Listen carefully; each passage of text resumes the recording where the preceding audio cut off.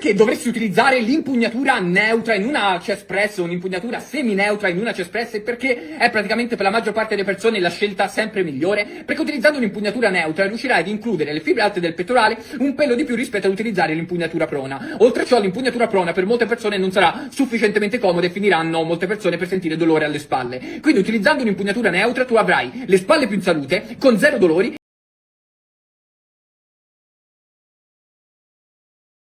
Parte delle persone che cerca di mettere maggiore enfasi sulle fibre alte del pettorale non lo riesce a fare perché magari fa la panca inclina